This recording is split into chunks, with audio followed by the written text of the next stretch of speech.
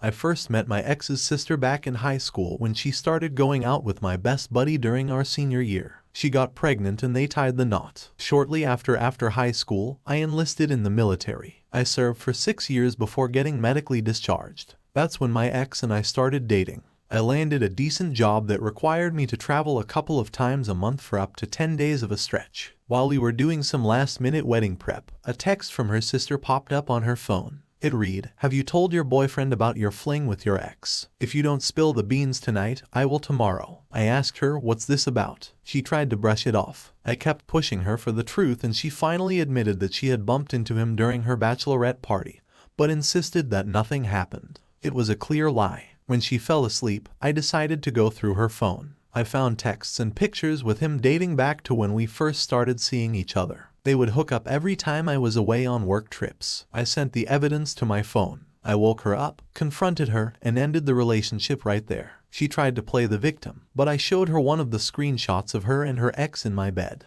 I told her, "Stephanie sure looks a lot like your ex-boyfriend." She started crying and I gently ushered her out the door. I called off all the wedding plans and enlisted some help to call the guests and informed them that the wedding was off. My friend's wife revealed that during the bachelorette party, she'd caught them sneaking off together and getting intimate. She confronted them and gave my ex the choice to either confess to me herself or she would do it. She had no idea that this was an ongoing affair. Now let's talk about the honeymoon. I had planned it meticulously to make it perfect for my ex. It was a 10-day trip to a foreign country that she had always described as a once-in-a-lifetime bucket list destination. There were luxurious hotels, amazing experiences, and overall, it was her dream vacation. I had already shelled out about 10 grand for the wedding and would lose even more if I canceled the honeymoon trip. I decided to offer the trip to them, knowing they never had a honeymoon or any real vacations. Since they married young and had kids, it seemed right. Plus, they just saved me a lot of money and hassle. They happily accepted. They managed to get time off work and arrange care for the kids for the duration of the trip. When my ex found out she lost it, she bombarded me with calls and texts, calling me all sorts of names for doing this to her. She kept saying that it was her dream vacation and then I had ruined her life. I received messages from her friends and some family members she had lied to, blaming me for the breakup. Her ex even texted me, calling me less of a man, and then threatened me. He must have been with her the previous night as he shouldn't have had my number. I haven't responded to any of them, but I'm left wondering, am I the a-hole for giving my cheating ex-fiancé his dream honeymoon to her sister and my best friend? Update: the funny thing about me is that I can stay cool as a cucumber even in a war zone. But that night I was a total wreck. I wasn't thinking straight. When you receive a barrage of messages from people you thought cared about you, it really throws you for a loop. On a positive note, I get regular checkups due to my job, including blood work. But after all this, I went and got specifically tested for any sexually transmitted infections. And thankfully, everything came back negative. I took some of your advice and got a restraining order against the other guy for his threats. It helps to have good connections with local law enforcement. I tell you, you guys were right. I didn't really have to lift a finger for the truth to come out. The night after she found out about the honeymoon, she showed up at her sister's place, banging on the door and demanding all the trip details. When she was denied, she lost it. She was screaming, yelling, and eventually got detained when the neighbors called the cops. The cherry on top during her meltdown, she confessed that she was just using me, that she never loved me, and admitted to sleeping around behind my back. Did I mention it was all caught on camera? Thank you, doorbell cam. They posted it. I started getting apology messages from her family but nothing from her friends. So I sent them screenshots of the messages and a PG-rated photo. The messages also included her bad-mouthing most of them. After that, the other guy showed up at my house trying to break in and talk to me. He was drunk. I gave him a light lesson in self-defense and carefully restrained him. The police came and he was arrested. I also have cameras with audio, so he's looking at charges for assault, attempted breaking and entering, and violating a restraining order. So she's lost most of her family, friends, spent a night in jail, and her affair partner is heading to jail. I managed to land a contract for a month, which includes bonuses and a chance to get out of the country. I'm hoping this will help clear my head, and when I return, I'll be in a better place mentally. Story 2. As for my friend and his wife, they left today, Monday, for the trip. I managed to get some of the more personal details of the trip changed to their names. I also arranged for the hotel to place a cheat camera and a note saying, "Remember to make lasting memory and document the journey." Second story. Alright folks, gather around for a story that's about to be as scandalous as a sizzling beef patty on a hot skillet. Now, let me start by saying that I'm usually a laid-back kind of guy, always have been. But my ex-wife, she had a different perspective on our marriage. She seemed to treat it more like a lucid question rather than a true commitment. Quite a character, I tell you. It all began when I discovered that my dear spouse was having an affair with a fellow member from our fancy country club. Can you believe it? Our own damn country club,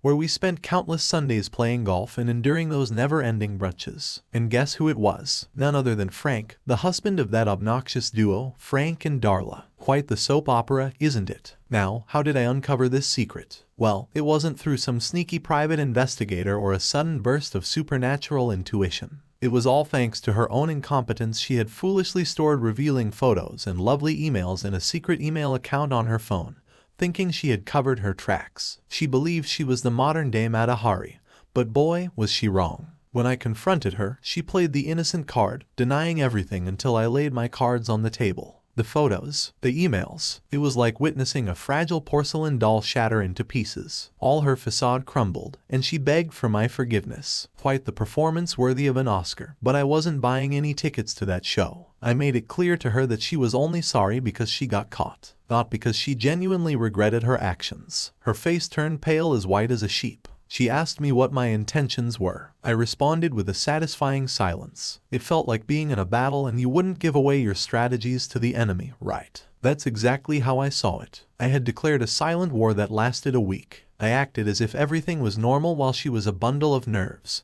stumbling over her words and making more mistakes than a beginner juggler. Behind the scenes, I remained calm and collected. Setting my plan into motion, I initiated the process of filing for divorce and had my lawyer working on the necessary details. I hadn't revealed this little piece of information to her yet, keeping my cards close to my chest. Then the perfect opportunity presented itself. The quarterly banquet at the country club. Frank, the club president, and his irritating wife Darla were always by his side. I volunteered to give a speech at the event. I could practically hear my wife's heart pounding in her chest when I informed her. It was like watching a deer caught in the headlights, fear evident in her eyes. The day arrived and there we were, dressed up to the nines, sitting among the town's elite. As I stood up to take the stage, I noticed my wife's knuckles turning white, clutching the tablecloth as if it was her lifeline. I began my speech by discussing the importance of taking control of one's life and not allowing circumstances beyond our control to shape or define us. Talk about irony, huh? A highlight of my speech involved distributing envelopes to everyone in the room with strict instructions to wait for my signal before opening them.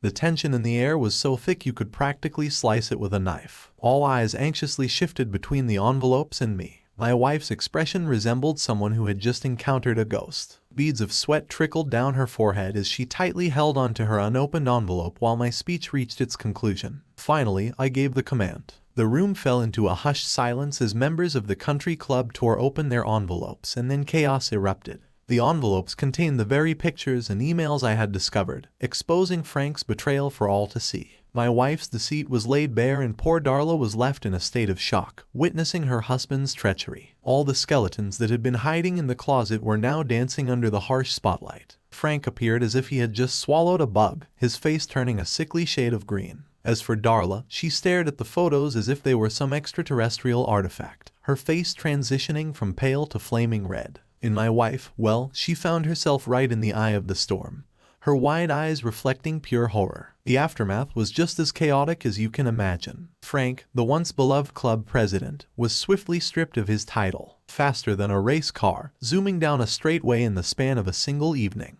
He went from being the top dog to the town's biggest outcast. Darla was inconsolable, her sobs echoing through the hall. The realization that her husband had been playing her for a fool hit her harder than a ton of bricks. Now let's talk about my wife. She was quite the social butterfly, always surrounded by her circles. But all of that came crashing down in an instant. It was like witnessing a queen being dethroned. The news spread like wildfire throughout our town and she became known as the home. The shame and humiliation were evident on her face, and I have to admit, I took quite a bit of satisfaction in that. Okay, let's be honest, I reveled in it. But the icing on the cake was when I announced my resignation from the club. Can you imagine? Not only did they lose their president, but they were also losing a long-standing member like myself. The room fell into a heavy silence, so quiet you could hear a pin drop. My wife looked at me with a mix of shock, betrayal, and desperation. But I had cut all ties with the club and with her. I packed up my life, took my online business, and relocated to a new city. It was a fresh start. Leaving behind all the drama, lies, and heartache, my wife was left to face the consequences of her choices. And as for Frank, well, let's just say he had his own battles to fight. As for me, I finally gained my freedom from a toxic relationship in a suffocating town. In the end, you could say that my revenge was also satisfying. Like indulging in a warm chocolate souffle fresh out of the oven. There's something satisfying about reclaiming control of your life and standing up for yourself. Maybe some would call it petty or harsh, but in that moment, I felt empowered and back in the driver's seat. No regrets, just valuable lessons learned in a future filled with endless possibilities. Now let's catch up on what's happened 1 year later. Time for an update on everyone's lives. Let's start with the aftermath of my little surprise at the country club. Surprisingly, the divorce proceedings went smoother than anticipated. Thankfully, I had already established my online business before I met my wife, so I retained full ownership. She ended up with just a monthly maintenance payment, which, thanks to the success of my business, was more than manageable. Let's call it the price of pursuing love. As for my ex-wife, well, her attempts to find employment in a town where her reputation was tarnished didn't pan out. It seems being labeled the town homewrecker isn't exactly a desirable quality for potential employers. Eventually, she made the decision to pack up and leave, perhaps in search of greener pastures where judgment was less harsh. And as for Frank, oh boy, he got the short end of the stick. His divorce was far from favorable, resulting in him losing a significant portion of his business to dog. It just goes to show that old saying is true, hell hath no fury like a woman scorned. Frank had to start over and rebuild everything from scratch. It's pretty wild how the order and timing of events can completely alter the trajectory of your life, huh? Now let's move on to the more enjoyable part of this update, shall we? I've started dating this amazing woman who brings a breath of fresh air into my life compared to my ex-wife. But let me tell you, marriage is the last thing on my mind. Milk. Been there, done that, got the souvenir. Right now, I'm perfectly content with dating, growing my business, and embracing the fun aspects of life. In fact, I've reignited my passion for playing the piano, something I had set aside during my marriage. It's incredible what you can achieve when you're not constantly tiptoeing through the minefield of matrimony. My current dream is to form an 80 seconds retro wave band just for the sheer joy of it. Who knows, maybe I'll even share some of our tracks here someday. So there you have it, folks. My life has taken a complete 180-degree turn. But I've emerged on the other side as a better and happier person with a renewed lease on life. Story 3. Always remember that it's never too late to regain control and live life on your own terms. Well, luckily, Frank managed to escape with less damage than most people would. What do you all think? That revenge result was quite satisfying. But do you have any ideas on how it could have been even more impactful? I guess I'm not really sure what I'm hoping to get out of this post. Maybe I'm looking for someone who can make sense of why someone would cheat just 3 months before their wedding and with a total deadbeat at that. I thought this might be a good place to spill the whole story and get it off my chest. So rewind to 6 months ago. I walked in on my fiancé in bed with my buddy's brother just 3 months before our wedding, and a few months before that, my fiancé had lost her job. Ever since I've known her, she's had a bit of a rough time holding down a job. She's never managed to stick with one for more than a year. Either she gets fired or she quits. And it was never her fault. Or so she said. I always believed her because, well, I loved her. When you're in love with someone, you tend to give them the benefit of the doubt, and you put up with a lot more of their nonsense. I ended up giving her a part-time job at my shop since I was the owner. It didn't take long for me to realize why she had such a hard time keeping a job. She was always late, always had an excuse, and never had the discipline to finish a task. She'd rather chat and socialize than work, but I looked past all these flaws because, well, I was in love with her. She was my first love, my first kiss, my first everything.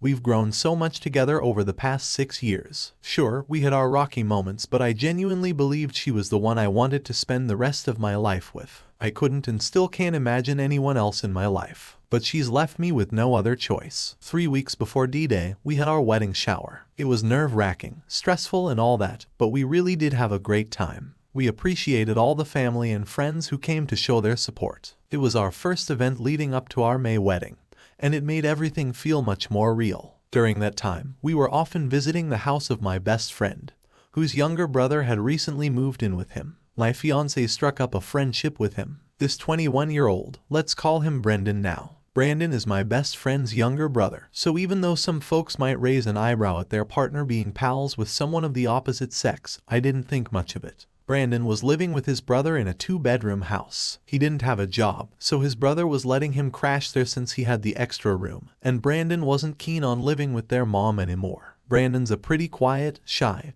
and socially awkward guy. My fiancée being the social butterfly that she would always say she was just trying to help him come out of his shell whenever she hung out with him. I'm a business owner running a shop, and I work long hours, especially with the wedding expenses looming. Most of the guests coming to the wedding are from my fiancée's side. The only income my fiancée has is what I pay her for her part-time work with me, so I'm footing the bill for 100% of the wedding expenses. All my fiancée was responsible for was the planning. My best friend is also in the same business as me, albeit on a smaller scale, and we sometimes share or borrow equipment from each other a few months before our wedding. My fiancée started taking some hours off work. Her go-to excuse was always that she was planning something for our wedding. She'd use any excuse she could, and our wedding was no different. I knew that was a load of baloney, but I usually let it slide and ignored her because I didn't need her help most of the time until it became a habit. One day I needed to grab something from my friend's house. He'd borrowed one of my tools and left it in his garage. He was swamped with work, and since I needed it as a peek, I decided to swing by and pick it up myself. He told me that Brandon was home, but he might be sleeping because he's jobless,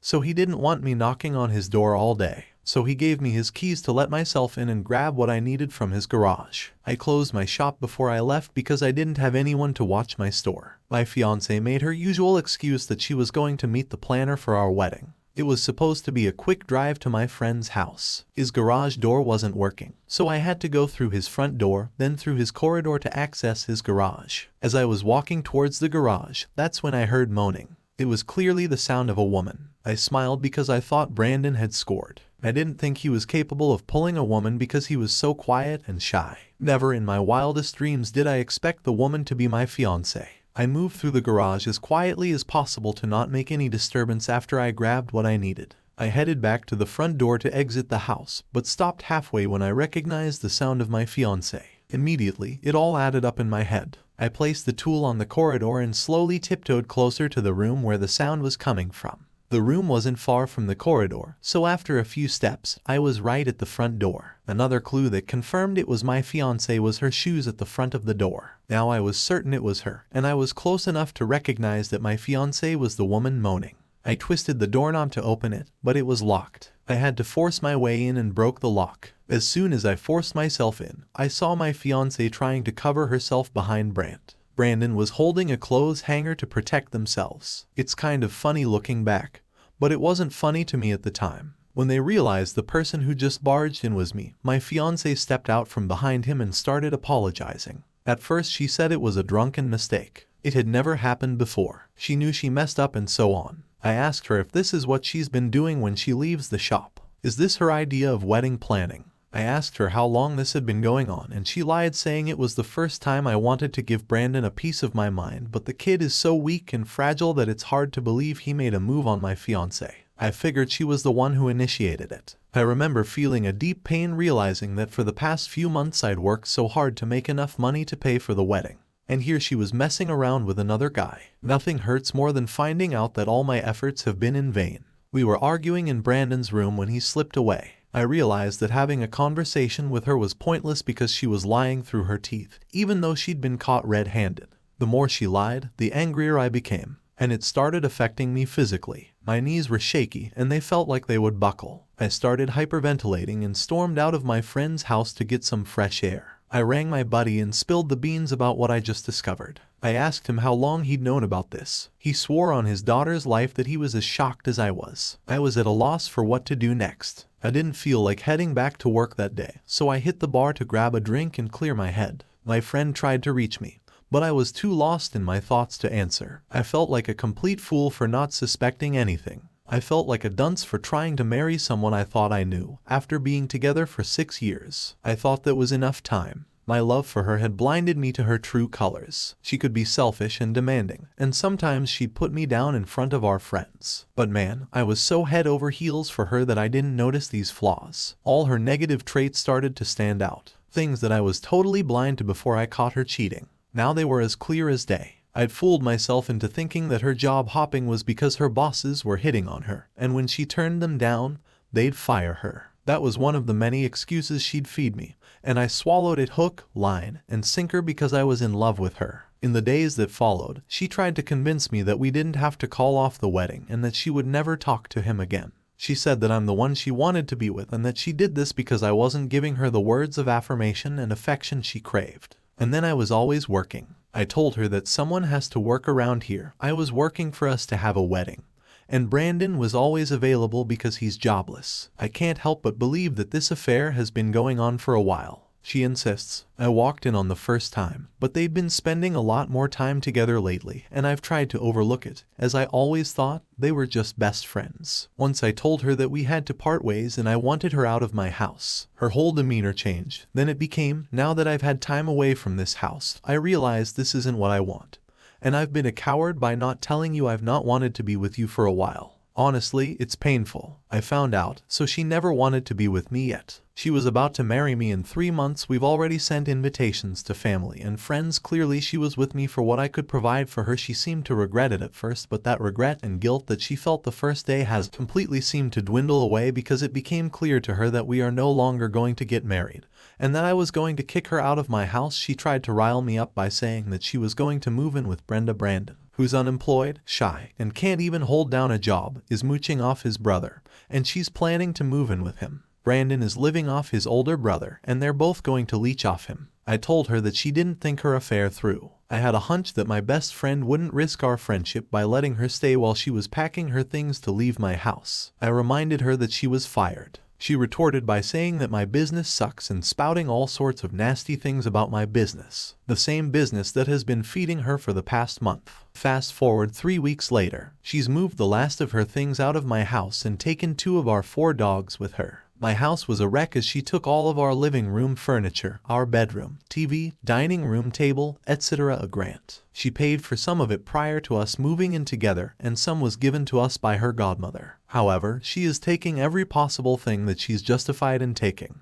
She admitted to me that she and Brandon had serious feelings for each other. They continued to be intimate since I caught them the first time, and they continued to see each other for a few weeks after. After she moved out, she seems to show no remorse for what she did, and seems acting happier, living in this fun little fling with this guy who has no job, no education, and lives with his brother. Fast forward a bit and their cash flow started drying up and they both couldn't land jobs. I had given her everything she could possibly need. I cared for her, even stepping into a parent-like role, which I think slowly eroded our love and affection. But the love I had for her is now a sad story, best left in the past. She's diagnosed with severe bipolar disorder and struggles a lot with depression and anxiety. I've done my best to help her with her mental health over the past 6 years, but I think it's taken a toll on my own mental state. But that was just one of the sacrifices I made because I was so head over heels in love with her for weeks after we split. She tried to move in with Brenda, but my best mate wasn't having it. When Brandon started sneaking her in behind my best mate's back, he booted both of them out and Brandon ended up moving back in with his mom.